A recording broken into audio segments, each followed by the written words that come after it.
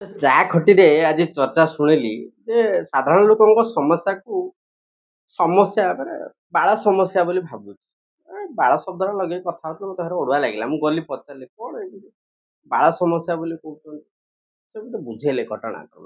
ଖବରକାଗଜ ପଢୁଥିଲେ ସେମାନେ ସକାଳୁ ଚା ଖଟିରେ ଯେ ସେଥିରେ ଦେଖିଲେ ଯେ ଛୋଟ ପିଲାମାନଙ୍କୁ ଝାଡା, ଡାଇରିଆ, ବାନ୍ତି ଏସବୁ କେମିତି ହଉଛି ଆପଣ ଜାଣିଛନ୍ତି? ଛୋଟ ପିଲାମାନଙ୍କୁ ନିମ୍ନମାନର ଛତୁଆ ପ୍ରଦାନ କରାଯାଉଛି। ଏ ଅଭିଯୋଗ ଆଣିଥିଲେ ବିଶ୍ୱନାଥ ମହିଳା ସ୍ୱୟଂ ସହାୟକ ଗୋଷ୍ଠୀ ଭଣ୍ଡାରୀପୁର। ସେ କାହାକୁ ଅଭିଯୋଗ କଲେ? ଜିଲ୍ଲାପାଳଙ୍କୁ କଲେ। କେବେ କଲେ? ନା ସେପ୍ଟେମ୍ବର 6 ତାରିଖ। ସେତେବେଳେ ଝାଡା ବାନ୍ତି ହଉନଥିଲା। ଖାଆନ୍ତୁ, ଭଦ୍ରକ ଜିଲ୍ଲାର ଛୋଟ ପିଲାମାନେ ନିମ୍ନମାନର ଛତୁଆ ଖାଇଲେ କିଛି ଅସୁବିଧା ନାହିଁ। ଏ ଅଭିଯୋଗ ପଛରେ ଆଉ କିଛି ବି କାରଣ ଥାଇପାରେ, ମୁଁ ସେଟାକୁ ଅସ୍ୱୀକାର କରୁନି। କିନ୍ତୁ ଏ ଯୋଉ ଜିଲ୍ଲାପାଳଙ୍କୁ ଯୋଉ ଅଭିଯୋଗ ଗୋଟେ ଲୋକ ଆଣିକି ଦେଲେ, କୋଉ ଆଶା ଭରସାରେ ଦେଲେ? ଛତୁଆ କଣ ନିମ୍ନମାନର ନୁହଁ? ଏ ଜିଲ୍ଲା ସାରା ଯେତେ ଛତୁଆ, ରାଜ୍ୟ ସାରା ଯେତେ ଛତୁଆ ବଣ୍ଟା ହଉଛି କଣ ନିମ୍ନମାନର ନୁହଁ? ଆପଣଙ୍କ ଘରେ ବି ସରକାରୀ ଛତୁଆ ଆସୁଥିବ ଆପଣ ଜାଣିନାହାନ୍ତି ନିମ୍ନମାନର କି ନୁହଁ?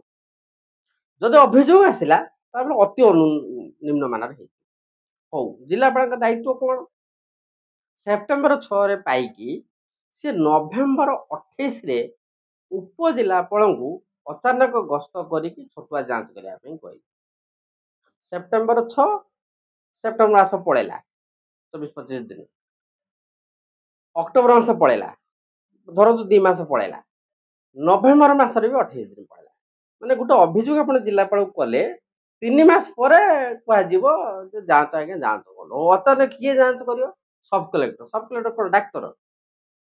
ସେ ଯାଇକି ଛତୁଆକୁ ଦେଖିକି ତାର ମାନ ଜାଣିଦେବେ? ଗୋଟେ ଖାଦ୍ୟର ମାନ ଯାଞ୍ଚ କରିବା ପାଇଁ ଫୁଡ୍ ସେଫ୍ଟି ଅଫିସର ଯିବେ। ଜିଲ୍ଲାପାଳ ଜାଣିନାହାନ୍ତି ଏ କଥା। ଯାହା ଜଣା ପଡୁଛି। ନହେଲେ ସେ କାହିଁ ସବ୍ କଲେକ୍ଟରଙ୍କୁ କହିଲେ? ସବ୍ କଲେକ୍ଟର କଣ କଲେ?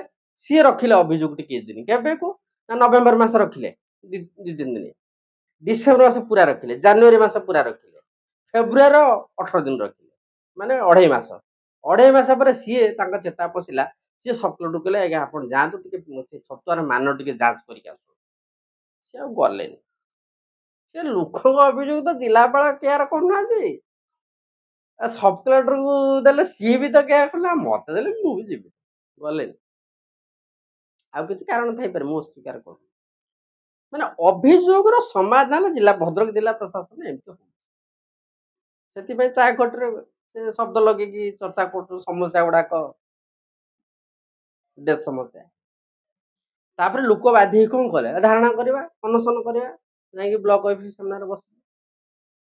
ବିଡିଓ ପ୍ରତିଶ୍ରୁତି ଦେଇଛନ୍ତି ଯେ ଆପଣଙ୍କ ସମସ୍ୟା ବୁଝା ହବ। କଲେକ୍ଟର ପାରିଲେନି, ସବ୍ କଲେକ୍ଟର ପାରିଲେନି। ଯିଏ ଖାଦ୍ୟ ଯାଞ୍ଚ କରିବା କଥା ଫୁଡ୍ ସେଫ୍ଟି ଅଫିସର ସେ ଗଲେନି। ବିଡିଓ ଏବେ କରିବେ। କେମିତି କରିବେ? ମା ଗଙ୍ଗେଇକି ଜଣା। ଧନ୍ୟବାଦ।